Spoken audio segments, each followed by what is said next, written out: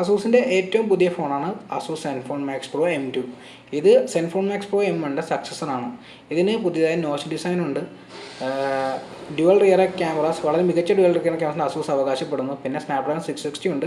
അതിൻ്റെ മുമ്പ് പഴയ ഫോണിൻ്റെ തന്നെ 5000 mAh ബാറ്ററി ഇതിനുണ്ട്. അപ്പോൾ ഈ പ്രൈസിന് ഇത് വളരെ മികച്ച ഫോണായിട്ട് തോന്നുന്നു. നമുക്ക് നോക്കാം റിവ്യൂവിൽ എത്ര മികച്ചതാണ് ഈ ഫോൺ ഈ പ്രൈസിന്. അപ്പോൾ ഡിസൈനെ കുറിച്ച് പറയുകയാണെങ്കിൽ ഇതൊരു മേജർ ഇമ്പ്രൂവ്മെൻ്റ് ആണ് നമ്മുടെ പഴയ സെൻഫോൺ മാക്സ് പ്രോ M1 വെച്ച് നോക്കുമ്പോൾ. ഇതൊരു ഗ്ലാസ് ടൈപ്പ് ഡിസൈനാണ് തോന്നിയത്. ഗ്ലാസ് അല്ല, ഇത് ആക്ച്വലി നമ്മുടെ പഴയ ഫോൺ പോലെ, അതായത് റിയൽമി 2 പ്രോ പോലത്തെ ഒരു ഡിസൈനാണത്. ഇത് വളരെ നല്ല ഡിസൈനാണ് എൻ്റെ അഭിപ്രായത്തിൽ. കാണാൻ മികച്ചതാണ്. ഗ്ലാസ് അല്ല, അപ്പോൾ പെട്ടെന്നൊരു ഡാമേജ് ഉണ്ടാകാൻ സാധ്യതയില്ലെന്ന് തോന്നുന്നു. പക്ഷേ ഭയങ്കരമായിട്ട് ഫിംഗർ പ്രിൻറ്റും സ്ക്രാച്ച് ഉണ്ടാകാൻ സാധ്യതയുള്ളൊരു ഫോണാണത്. പിന്നെ പറയുകയാണെങ്കിൽ ഹോൺറൈറ്റക്സിൻ്റെ അത്ര പ്രീമിയം ആയിട്ട് നമുക്ക് ഫീൽ ചെയ്യില്ല ഈ ഫോൺ, കാരണം ഹോൺറൈറ്റക്സ് ഒരു ഗ്ലാസ് ഫോണാണ്. പിന്നെ ഇതിൽ 3.5mm ഹെഡ്ഫോൺ ജാക്ക് ഉണ്ട്, ഫിംഗർ പ്രിൻറ്റ് സെൻസർ ഉണ്ട്, ഫേസ് അൺലോക്ക് ഉണ്ട് എക്സ്ട്രാ ഫീച്ചറായിട്ട്. പിന്നെ USB Type-C യൂസ് ചെയ്യുന്നില്ല എന്നുള്ള പോരായ്മയാണ്. പിന്നെ ട്രിപ്പിൾ സിം കാർഡ് സ്ലോട്ട് ഉണ്ട്, അതൊരു മേജർ അഡ്വാൻറ്റേജ് ആണ് ഈ ഫോണുള്ളത്. പിന്നെ നമുക്ക് നോക്കിയാൽ ഫിംഗർ പ്രിൻറ്റ് സ്കാനറും പ്രീവിയസ് M1-നെക്കാളും മികച്ച ഫിംഗർ പ്രിൻറ്റ് സെൻസറാണ്. അതൊക്കെ നന്നായി വർക്ക് ചെയ്യുന്നുണ്ട്. ഇൻ ടേംസ് ഓഫ് ഡിസൈൻ അല്ലെങ്കിൽ ഡിസ്പ്ലേയിൽ 6.26 inch full HD+ LCD display ആണ് യൂസ് ചെയ്തിരിക്കുന്നത്. ഇതിന് ഏറ്റവും വലിയ പ്രത്യേകത എന്ന് വെച്ചാൽ Corning guerrilla glass 6 protection use ചെയ്യുന്ന ഈ പ്രൈസ് റേഞ്ചിൽ പ്രത്യേകിച്ച് ഇങ്ങനൊരു ഏറ്റവും പുതിയ കോണിംഗ് ഗൊറില്ല ഗ്ലാസ് യൂസ് ചെയ്യുന്ന ഫോണുകൾ വളരെ കുറവായിരിക്കും. ഇതിന് ഡീസൻറ്റ് ബ്രൈറ്റ്നസ് ഉണ്ട്. ഇതിന് പുറത്തോട്ട് യൂസ് ചെയ്യാനും സൺലൈറ്റിൽ യൂസ് ചെയ്യുമ്പോഴും റിഫ്ലക്ഷൻ കുറവാണ്. പിന്നെ ഒറ്റ പ്രശ്നം വെച്ചാൽ ഓട്ടോ സെൻസർ മോഡിൽ ചിലപ്പോഴൊക്കെ ഇത് കൂടുതലായി ഡിസ്പ്ലേ ഡിം ആക്കാറുണ്ടോ, ബാറ്ററി പ്രിസർവ് ചെയ്യാമെന്നുള്ളൊരു ചെറിയ പോരായ്മയായിട്ട് കാണും. പക്ഷേ എനിക്കത് മേജർലി എഫക്റ്റ് ചെയ്യുന്നതായിട്ട് തോന്നിയില്ല. ചിലപ്പോഴൊക്കെ അങ്ങനെ ഉണ്ടാവാറുണ്ട്, പക്ഷേ എപ്പോഴും അതങ്ങനെ ഉണ്ടാവാറില്ല. അതൊരു സോഫ്റ്റ്വെയർ ഇഷ്യൂ ആയിട്ടാണ് എനിക്ക് തോന്നിയത്. അത് അവർക്ക് ഫിക്സ് ചെയ്യാവുന്നുള്ളൂ. ഫുൾ ബ്രൈറ്റ്നസ്സിൽ ഇട്ട് കഴിഞ്ഞാൽ കണ്ടില്ലേ, നല്ല ബ്രൈറ്റായി, കളർ ഇത്തിരി ഇതായിപ്പോയി. പക്ഷേ ഭയങ്കര ബ്രൈറ്റ് ഡിസ്പ്ലേ ആണത്. നമുക്ക് ഈ പ്രൈസിന് ഇത് നല്ലൊരു മികച്ചൊരു ഡിസ്പ്ലേ ആണത്. അപ്പോൾ അത് ഒരു ഇമ്പ്രൂവ്മെൻ്റ് ആണ് പ്രീവിയസ് ഫോണിനെ വെച്ച് നോക്കുമ്പോൾ. പിന്നെ നമുക്ക് പറയുകയാണെങ്കിൽ ഇതിൻ്റെ OS ആണ്. അപ്പോൾ നമുക്ക് ഓൾറെഡി അറിയാം Asus ZenFone max pro M1 ഉണ്ടായിരുന്നതും സ്റ്റോക്ക് ആൻഡ്രോയിഡ് ആണ്. അതുപോലെ തന്നെയാണ് ഈ ഫോണും, ഇതും സ്റ്റോക്ക് ആൻഡ്രോയിഡ് ആണ് യൂസ് ചെയ്യുന്നത്. അപ്പോൾ നമുക്ക് പ്രതീക്ഷിക്കാം അസൂസ് ഇപ്രാവശ്യം വളരെ വേഗത്തിൽ തന്നെ ആൻഡ്രോയിഡ് 1 ഫോണിൽ കിട്ടുന്ന പോലെ തന്നെ നമുക്ക് അപ്ഡേറ്റുകൾ വേഗം കിട്ടും നമുക്ക് പ്രതീക്ഷിക്കാം. അപ്പോൾ ഇപ്പോൾ വന്നിരിക്കുന്ന ആൻഡ്രോയിഡ് 8.1 സെക്യൂരിറ്റി പാച്ച് ഒക്ടോബറുമാണ്. നമുക്ക് മേജർ ഒരു അപ്ഡേറ്റ് ഇപ്പോൾ തന്നെ അസൂസ് തരുമെന്നാണ് പറഞ്ഞത്. എനിക്ക് കിട്ടിയിട്ടില്ലായിരുന്നു ഞാൻ നോക്കിയപ്പോൾ. അപ്പോൾ സ്മൂത്താണ്, ഈ പ്രോസസ്സർ ഈസി ആയിട്ട് ഈ സ്റ്റോക്ക് ആൻഡ്രോയിഡ് പുഷ് ചെയ്യും. അപ്പോൾ അത് സാറ്റിസ്ഫൈയിങ് ആണ്. പിന്നെ നെക്സ്റ്റ് പറയുകയാണെങ്കിൽ മേജർ അഡ്വാൻറ്റേജ് ബാറ്ററി ബാക്ക്. അപ്പോൾ നിങ്ങൾക്ക് ഓൾറെഡി സ്ക്രീൻഷോട്ട് വെച്ച് കാണാം, ഞാൻ വളരെ കഷ്ടപ്പെട്ടാണ് ബാറ്ററി കില്ല് ചെയ്തത്. 8 മണിക്കൂറിന് മേലെയാണ് അതിന് സ്ക്രീൻ ഓൺ ടൈം കിട്ടുന്നത്. ഞാൻ 3 ദിവസത്തോളം വെച്ചു. അതുകൊണ്ട് തന്നെ എൻ്റെ അഭിപ്രായത്തിൽ ഏറ്റവും മികച്ച ബാറ്ററി ലൈഫ് ഈ ഫോണിനാണ് കിട്ടുന്നത്. അപ്പോൾ സ്നാപ്ഡ്രാഗൺ 660 വെച്ച് നിങ്ങൾക്ക് ഗെയിം കളിക്കുന്നതിനൊപ്പം ഒരുപാട് നേരം ഗെയിം കളിക്കുക എന്നുള്ളൊരു അഡ്വാൻറ്റേജ് കാണാം. ഒരുപാട് നേരം ഇത് ബാറ്ററി നിൽക്കും എന്നുള്ളതാണ് ഇതിൻ്റെ ഏറ്റവും വലിയ പ്രത്യേകത. നമുക്ക് നോക്കാം ഇതിൻ്റെ ക്വിക്ക് ചാർജ് സപ്പോർട്ട് ചെയ്യുന്നുണ്ടോ ഇല്ലെന്ന് നമുക്ക് നോക്കാം. ഓൺ ചെയ്ത് നോക്കട്ടെ. പോയി. അപ്പോൾ ആദ്യം ചാർജ് നിന്നാണ് കാണിക്കുന്നതെങ്കിലും കുറച്ച് കഴിഞ്ഞത് ക്വിക്ക് ചാർജ് സപ്പോർട്ട് ചെയ്യുന്നതെന്നാണ് കാണിക്കുന്നത്. അതൊരു വളരെ നല്ല കാര്യമായിട്ട് എനിക്ക് തോന്നുന്നു. പിന്നെ അസൂസ് പറഞ്ഞത് ഏറ്റവും മേജർ കാര്യമായിട്ട് പറഞ്ഞാൽ അവരുടെ ക്യാമറ ഭയങ്കര മികച്ചതാണ് എന്നൊക്കെയാണ് അവരുടെ ഇതിൽ അഭിപ്രായപ്പെട്ടത്. അവരുടെ അഭിപ്രായം ഏകദേശം ശരിയാണെന്ന് വേണം പറയാൻ. അവരുടെ കഴിഞ്ഞ ഫോണിന് വെച്ച് നോക്കുമ്പോൾ വളരെ മികച്ചൊരു ക്യാമറയാണ് ഇത് വരുന്നത്. അപ്പോൾ നമുക്ക് ക്യാമറ ആപ്പ് എനിക്ക് ഇപ്പോഴും പഴയ പോലെ തന്നെ എനിക്ക് ഇഷ്ടമല്ലാത്തൊരു ക്യാമറ ആപ്പാണ് അവരുടെ. കാരണം ഒരു ക്യാമറ ആപ്പ് എന്ന് പറഞ്ഞു കഴിഞ്ഞാൽ എന്താ പറയുക, ഒരു ക്വാളിറ്റി ഇല്ല എൻ്റെ അഭിപ്രായത്തിൽ, ഒരു ഫിനിഷിംഗ് ഇല്ലാത്തൊരു ക്യാമറ ആപ്പാണ്. ഈ അസൂസിന് വളരെ മികച്ചൊരു ക്യാമറ ആപ്പ് ഉണ്ട്. അവർ എന്തുകൊണ്ടാണ് ഈ ക്യാമറ ആപ്പ് യൂസ് ചെയ്യുന്നത് എനിക്ക് ഇപ്പോഴും അറിയില്ല. നമുക്ക് നോക്കാം ഇതിന് എന്തൊക്കെ ഫീച്ചേഴ്സ് എക്സ്ട്രാ അവർ ആഡ് ചെയ്യുന്നത്. അപ്പോൾ ഇതിൻ്റെ ഏറ്റവും വലിയ പ്രത്യേകത വെച്ചാൽ അവർ പറയുന്നത് പ്രോ മോഡ് ആഡ് ചെയ്യണമെന്നാണ്. അതായത് പ്രൊഫഷണൽ മോഡ് ആഡ് ചെയ്യുന്നുണ്ട്. നമുക്ക് എല്ലാ സെറ്റിങ്സും DSLR പോലെ കൺട്രോൾ ചെയ്യാൻ മോഡ്. ഇത് നമുക്ക് ഫോക്കസ് കൺട്രോൾ ചെയ്യാനാണ്. 2 ഷട്ടർ സ്പീഡാണ്. ഷട്ടർ സ്പീഡ് ലിമിറ്റഡ് ആണ്. നമ്മുടെ ഹോൺറൈറ്റക്സ് പോലെ റിയൽമി 2 പോലെ 8 സെക്കൻഡോ 10 സെക്കൻഡ് 16 സെക്കൻഡോ ഒന്നും ഇതിന് ലൈറ്റ് ട്രെയിൽസ് പോലത്തെ സംഭവങ്ങൾ ഉണ്ടാക്കാൻ നമുക്ക് ഷട്ടർ സ്പീഡ് അത്രയും ഷട്ടറിന് തന്നെ ഷട്ടർ ഓണായി കിടക്കാനുള്ള ഓപ്ഷൻ ഇതിനകത്തില്ല. ഷട്ടർ സ്പീഡ് ലിമിറ്റഡ് ആയിട്ടാണ് നമുക്ക് കൺട്രോൾ ചെയ്യാൻ പറ്റും. പിന്നെ ഇതിൻ്റെ ISO 16,600 വരെ പോകും. ISO നമുക്ക് വേണമെങ്കിൽ കൺട്രോൾ ചെയ്യാം. പിന്നെ എക്സ്പോസർ കൺട്രോൾ ഉണ്ട്. പിന്നെ നമുക്ക് ഈ കൺട്രോളുണ്ട്. അപ്പോൾ നമുക്ക് പ്രോ മോഡും ഉണ്ട്, അത്യാവശ്യം ഡീസൻ്റായൊരു പ്രോ മോഡ്. പിന്നെ നമുക്ക് നോക്കാം, വീഡിയോ നോക്കാം. വീഡിയോ നോക്കുമ്പോൾ കുഴപ്പമില്ല, നമുക്ക് സെറ്റിങ്സ് കയറി നോക്കാം. അപ്പോൾ ആ വീഡിയോയിൽ നമുക്ക് കാണാൻ കഴിയുന്നത് ഇതിന് 4K സപ്പോർട്ടും ഉണ്ട്,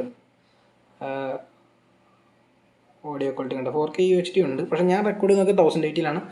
ഞാൻ എൻ്റെ വീഡിയോ ക്വാളിറ്റി ഭയങ്കര സാറ്റിസ്ഫൈഡ് ആണ്. നിങ്ങൾക്ക് സാമ്പിൾസ് കാണുമ്പോൾ മനസ്സിലാവും. വളരെ നല്ല സ്റ്റെബിലൈസേഷനുള്ള 1080p ആണ് ബാക്ക് ക്യാമറ തരുന്നത്. അങ്ങനെ ക്യാമറ സ്റ്റിൽ ക്യാമറയിലേക്ക് തിരിച്ചു പോകാം. നമുക്ക് ഫ്രണ്ട് ക്യാമറ എങ്ങനെ നോക്കാം. അപ്പോൾ ഇതിൻ്റെ ഫ്രണ്ട് ക്യാമറ എന്ന് പറയുന്നത്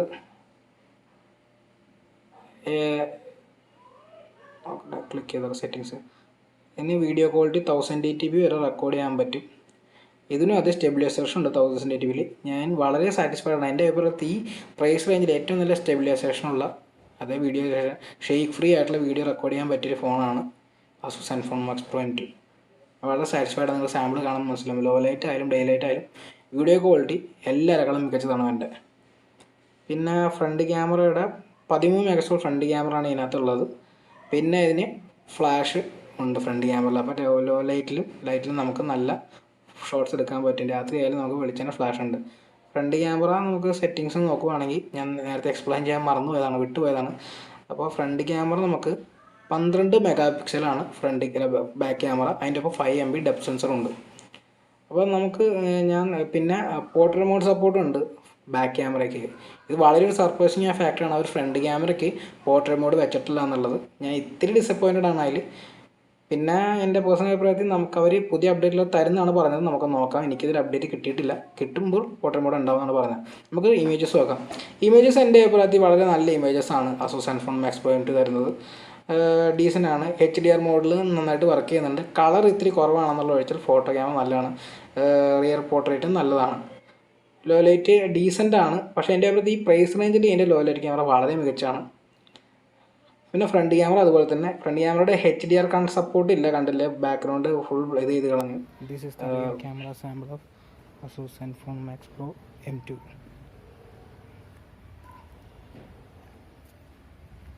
പിന്നെ എൻ്റെ വീഡിയോ ഞാൻ സ്റ്റെബിലൈസേഷൻ നിങ്ങൾക്ക് കാണാം. ഫോക്കസിങ് വളരെ മികച്ചാണ്. നിങ്ങൾക്ക് കാണാം വളരെ മികച്ച രീതിയിൽ തന്നെ ഫോൺ നന്നായി റെക്കോർഡ് ചെയ്യുന്നുണ്ട്. ഫ്രണ്ട് ക്യാമറ അല്ല back camera. Hi guys, this is the front camera sample of ASUS ZenFone Max Pro M2.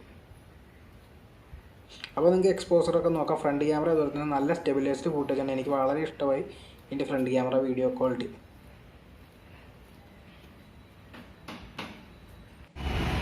ഏറ്റവും സർപ്രൈസ്ഡ് ആയിട്ട് ഞാൻ ലോ ലൈറ്റ് ക്വാളിറ്റിയാണ്. ലോ ലൈറ്റിൻ്റെ വീഡിയോ എൻ്റെ പേഴ്സണൽ അഭിപ്രായത്തിൽ ഞാൻ ഇത്രയും മികച്ച വീഡിയോ ലോ ലൈറ്റിൽ ഞാൻ വേറൊരു ഫോൺ കണ്ടിട്ടില്ല. ഈ പ്രൈസ് പോയിൻ്റെ കാര്യം ഞാൻ പറയുന്നത്, എൻ്റെ വില കൂടിയ കുറച്ചുകൂടി വില കൂടിയ ഫോണുണ്ട്, അതിനായിട്ട് കേട്ടാൽ നല്ല വീഡിയോ ഉണ്ട്. ഫ്രണ്ട് ക്യാമറ ആയാലും ബാക്ക് ക്യാമറ ആയാലും ലോ ലൈറ്റിൽ പോലെ ചെയ്ത വീഡിയോ വളരെ മികച്ചതാണ്. ASUS ZenFone Max Pro M-ൻ്റെ റിവ്യൂയുടെ കൺക്ലൂഷനായിട്ട് എനിക്ക് പറയാനുള്ളതെന്ന് വെച്ചാൽ 15 രൂപ പ്രൈസ് റേഞ്ചിൽ അല്ലെങ്കിൽ അതിന് തൊട്ട് താഴെ പ്രൈസ് റേഞ്ചിൽ ഏറ്റവും മികച്ചൊരു ഫോണാണ് ASUS നമുക്ക് തരുന്നത്. അപ്പോൾ നിങ്ങളൊരു ഫോൺ കൺസിഡർ ചെയ്യുമ്പോൾ ഈ പ്രൈസ് റേഞ്ചിൽ തീർച്ചയായും ആദ്യം തന്നെ കൺസിഡർ ചെയ്യാവുന്ന ഫോണാണ് ASUS ZenFone Max Pro M2.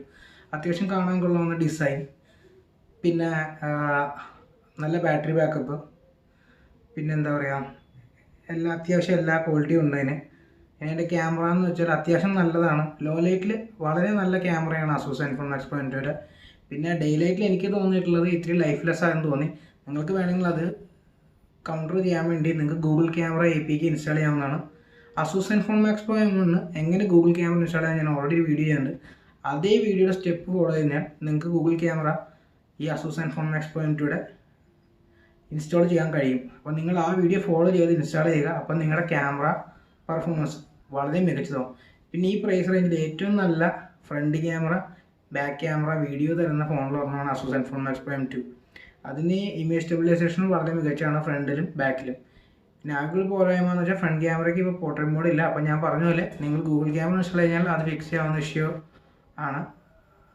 അപ്പോൾ ആ പ്രൈസ് റേഞ്ച് ഞാൻ പറയുകയാണെങ്കിൽ ഏറ്റവും മികച്ച ഫോണാണത്. പെർഫോമൻസ് വൈസ് നോക്കുകയാണെങ്കിൽ അതിൻ്റെ ചിപ്സെറ്റ്, അതായത് സ്നാപ്ഡ്രാഗൺ 660, ആ പ്രൈസ് റേഞ്ചിൽ ഏറ്റവും പെർഫോമൻസ് തരുന്നൊരു പ്രൊസസ്സറാണ്. പിന്നെ നിങ്ങൾ നോക്കാനുള്ള കാര്യം എന്ന് വെച്ച് കഴിഞ്ഞാൽ അതിന് 32 GB വില കുറഞ്ഞ വേർഷനുണ്ട്. അത് നിങ്ങൾ കൺസിഡർ ചെയ്യുന്നതാണ് എൻ്റെ പേഴ്സണൽ അഭിപ്രായം. 32 GB വളരെ പെട്ടെന്ന് ഫിൽ ഔട്ട് ആവുന്നതാണ്. എന്നാലും അതിന് മൈക്രോ സ്റ്റിക് കാർഡ് സ്ലോട്ടും ഉണ്ട് നിങ്ങൾക്ക് ഡ്യുവൽ സിം കൂടാണ്ട്. അപ്പോൾ നിങ്ങൾക്ക് സ്റ്റോറേജ് കൂട്ടാൻ പറ്റുമെങ്കിലും എപ്പോഴും നിങ്ങൾ 64 GB ഉള്ള വേർഷൻ കൺസിഡർ ചെയ്യാൻ ശ്രമിക്കുക എന്നുള്ളതാണ് എനിക്ക് പറയാനുള്ളത്. അപ്പോൾ റിവ്യൂവിൽ ഇത്രേ പറയാനുള്ളൂ. അപ്പോൾ ഇത്ര നേരം റിവ്യൂ കണ്ടതിന് നന്ദി, നമസ്കാരം, ഹാപ്പി ന്യൂ ഇയർ.